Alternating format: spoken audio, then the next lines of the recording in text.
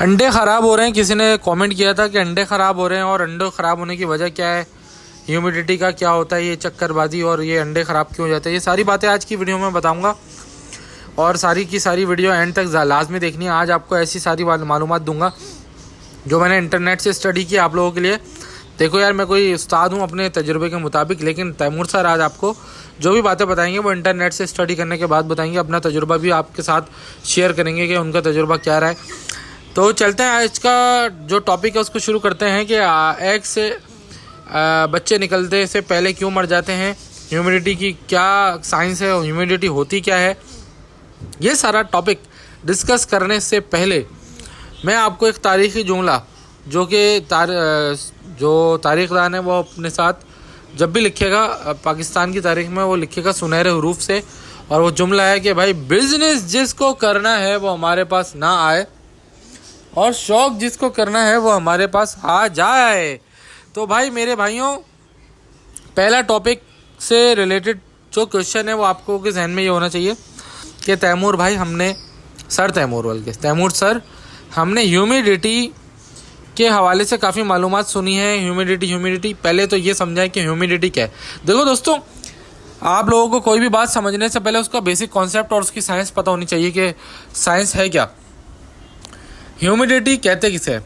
Humidity कहते हैं हवा के अंदर पानी के बुखारात, यानी कि पानी के जो वेपर्स हैं उनका शामिल होने को ह्यूमिडिटी कहते हैं। यानी आप इस वक्त हवा जो आपके आसपास जो आपके एनवायरनमेंट में हवा है उसमें पानी की एक मिकदार शामिल है, उस पानी की मिकदार को ह्यूमिडिटी कहते हैं, जिसको जब हम नापते हैं तो इसको एक मीटर होता है जिसका नाम हाइग्रोमीटर होता है, HYGRO, हाइग्रोमीटर, जिससे हम ह्यूमिडिटी को नाप रहे होते हैं हाइग्रोमीटर के ज़रिए। अब आप लोग बोलोगे तैमूर भाई ये बात तो समझ में आ गई कि यार पानी के बुखारात या पानी के वेपर्स का हवा में होना ह्यूमिडिटी कहलाता है, लेकिन ये बढ़ेगी तो क्या होगा, ये कम होगी तो क्या होगा, और सर्दियों में क्या ये बढ़ जाती है, गर्मियों में क्या ये बढ़ जाती है, कम हो जाती है, क्या होता है, सिलसिला है क्या, थोड़ा सा समझाएं। देखो भाइयों, बहुत ही सिंपल और आसान अल्फाज में आज समझा रहा हूँ। शायद ह्यूमिडिटी का चैप्टर लोगों को साइंस में और इंटर में पढ़ाया भी जाता है, लेकिन वहाँ पे ज़ाहिर है कोई पढ़ता नहीं है, तो आज तैमूर सर आपको पढ़ा रहे हैं। देखो ह्यूमिडिटी चक्करबाजी समझो।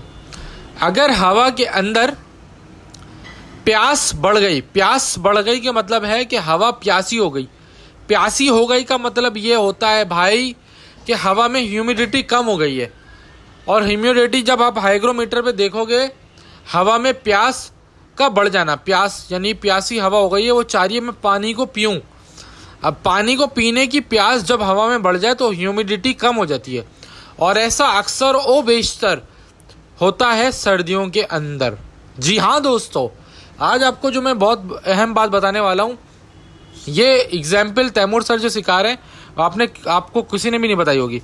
अगर आप सर्दियों में कपड़े सुखाओ ना, जैसे कपड़े धोने के बाद वॉशिंग मशीन से आप कपड़े सुखाओ, तो सर्दियों में कपड़े जल्दी सूख जाएंगे। वजह पता है क्या होती है? क्योंकि सर्दियों के अंदर हवा प्यासी होती है, हवा में ह्यूमिडिटी कम होती है, हवा प्यासी होती है, हवा सक करती है पानी को। यानी मिसाल के तौर पे अगर आपके कमरे में पानी का एक गिलास गिर गया, गलती से गिर गया, ठीक है, तो और सर्दियों में गिर गया, और सर्दियों में ह्यूमिडिटी कम होती है हवा में और हवा प्यासी होती है, तो वो जो पानी ज़मीन पे गिरा है वो जल्दी खुशक हो जाएगा। क्यों खुशक हो जाएगा जल्दी? क्योंकि वो पानी जल्दी हवा पी जाएगी, एवापोरेशन रेट हाई होगा और जल्दी हवा वो पानी पी जाएगी। इसी तरह आप जब रस्सी पे कपड़े सुखाओगे तो क्योंकि सर्दियों में हवा प्यासी होती है तो वो पानी को पी जाती है और आपके जल्दी से कपड़े सूख जाते हैं। इसी तरह जब आपका घर में एसी चल रहा होता है तो आपकी हवा में ह्यूमिडिटी बड़ी अच्छी हो जाती है, क्योंकि एसी उसको मेंटेन कर रहा होता है। अच्छा, अब आ जाते हैं, गर्मियों में ह्यूमिडिटी ज़्यादा होती है, यानी कि हवा प्यासी नहीं होती, हवा के अंदर प्यास नहीं होती, वो पानी को खींच नहीं रही होती। यानी कि ज़मीन पे अगर आपने गर्मियों में पानी गिराया तो शायद वो देर से सूखे और सर्दियों में जल्दी सूखेगा। ठीक है, ये बात समझ में आ गई आपको? अब आप बोलोगे तैमूर भाई ह्यूमिडिटी को कैलकुलेट कैसे करते हैं? हाइग्रोमीटर के ऊपर 100% ह्यूमिडिटी लिखा हुआ है, 70% लिखा हुआ है, इसका क्या मतलब है 50%? देखो भाई, इसका स्केल होता है 1 से लेके 100 के दरमियान, यानी कि ह्यूमिडिटी को अगर आप कैलकुलेट करो तो 1 से 100 के दरमियान करोगे कि आज 1% है, 2% है, तो जब ह्यूमिडिटी 50% होती है, यानी प्यास की शिद्दत हवा के अंदर 50% है, ये आइडियल ह्यूमिडिटी कहलाती है। आइडियल ह्यूमिडिटी इसलिए होती है क्योंकि इसमें हवा आधी प्यासी है और आधी मतलब उसके अंदर पानी है। तो 50% ह्यूमिडिटी का होना बहुत अच्छा होता है, इंसानों के लिए भी, जानवरों के लिए भी। अब जब ह्यूमिडिटी बढ़ जाएगी, यानी कि हवा में 70% ह्यूमिडिटी है, लेट सपोज 80% ह्यूमिडिटी है, इसका मतलब है कि हवा के अंदर प्यास नहीं है और वो पानी को नहीं सक करेगी और चीज़ जो है ना वो गीली रह जाएगी। और गीली चीज़ रहने की वजह से जो नुकसानात हैं वो बैक्टीरिया का बढ़ना से लेकर के बहुत सारी चीज़ें पे इम्पैक्ट आता है। अब आप लोगों को मैं समझाता हूँ कि अंडे के अंदर ये मसले मसाइल क्या होते हैं ह्यूमिडिटी की वजह से। अब आपको क्योंकि तैमूर सर ने ये सिखा दिया ह्यूमिडिटी क्या होती है, अब आगे बात करते हैं। देखो यार, जब अंडा तोती देती है तो उसके अंदर एक वज़न होता है और पानी होता है, ठीक है। अब अंडे के ऊपर जब तोती बैठती है तो आपने तोती के बैठने के बाद अगर अंडा फर्टाइल होगा तो 6-7 दिन बाद कैंडलिंग का एक प्रोसेस होता है जिसमें लाइट मार के, टॉर्च मार के चेक करते हैं अंडे में नसें बन गई। 6-7 दिन बाद नसें बन गई, इसका मतलब अंडा फर्टाइल था। अब वो फर्टाइल अंडा, नर मादा ने अपना काम दिखा दिया है, फर्टाइल भी अंडा। अब इंक्यूबेशन हो रही है, ठीक है, यानी कि 1 से लेके 18 दिन तक इंक्यूबेशन कहलाती है, यानी कि मादी अंडे के ऊपर बैठी रहेगी। अगर आपके कमरे में हाइग्रोमीटर लगा हुआ है तो आप नोट करोगे कि अगर 50% ह्यूमिडिटी है जब अंडे पे बैठी हुई है मादा, तो इसका मतलब है कि अंडे से हवा में थोड़ा थोड़ा अंडा अपनी पानी को एवापोरेट करेगा। यानी कि मैं आसान अल्फाज में ये बोलूँ कि जब मादी ने अंडा दिया ना तो उसका वज़न लेट सपोज के 50 ग्राम है, अज्यूम करते हैं। तो जब पानी उसमें से एवापोरेट होगा ना, मादी अंडे पे बैठेगी, उसको टेम्परेचर देगी, तो थोड़ा थोड़ा पानी अंडा एवापोरेट करेगा, थोड़े छोटे छोटे जो उसके अंदर पोर्स बने होते हैं ना वहाँ से। अब जो पानी एवापोरेट हो रहा है ना अंडे में से, वो पानी एवापोरेट होना चाहिए, लेकिन 50% ह्यूमिडिटी के ऊपर वो जितना पानी एवापोरेट होना चाहिए उतना ही होगा, ठीक है। और उसके एवापोरेट होने से जो अंदर बच्चा है ना वो प्रॉपरली अपने अंडे के अंदर बनना शुरू हो जाएगा और आहिस्ता आहिस्ता एवापोरेट करेगा। अंडा में से पानी एवापोरेट होता रहेगा, बच्चा बनता रहेगा और 18 दिन के बाद हैच होने की एबिलिटी प्रोड्यूस कर लेगा। मतलब कि 18 दिन के बाद बच्चा अंदर बन चुका होगा। और क्योंकि हवा में ह्यूमिडिटी 50% थी, आइडियल ह्यूमिडिटी कहलाती है 50%, तो आहिस्ता आहिस्ता पानी एवापोरेट हो गया अंडे से और बच्चा बन गया। अब वो 18 दिन के बाद अंडे से निकलने की कोशिश करेगा।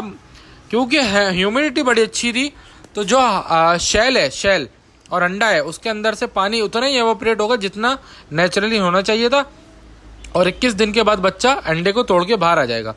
अब आप लोग बोलोगे कि यार तैमूर भाई आपने 50% का तो बता दिया, लेकिन ह्यूमिडिटी अगर कम होगी यानी कि 30% होगी तो क्या होगा। देखो, ह्यूमिडिटी कम होने का मतलब ये है कि हवा ज़्यादा प्यासी है।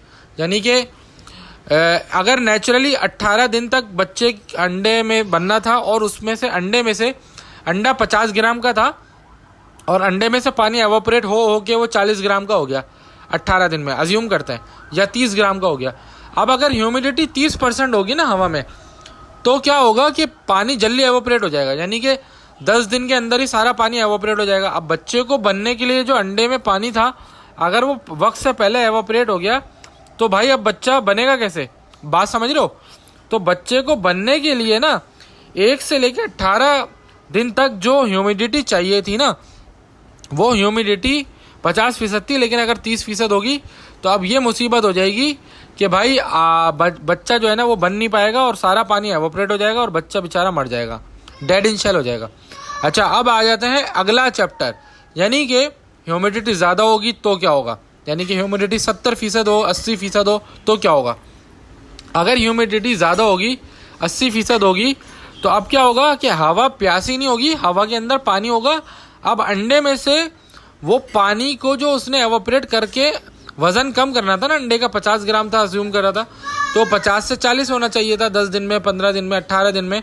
लो भाई, लेकिन ह्यूमिडिटी ज़्यादा होने की वजह से अंडे का पानी एवापोरेट ही नहीं हुआ और अंडे के अंदर ही सारा पानी रह गया, जिसकी वजह से डेरिया भी रहा और जो बच्चा बनना था वो बनते बनते बेचारा और अपने पानी के अंदर ही डूब के मर गया। समझ आई ये बात। तो ह्यूमिडिटी का ज़्यादा होना भी सही नहीं होता, ह्यूमिडिटी का कम होना भी सही नहीं होता।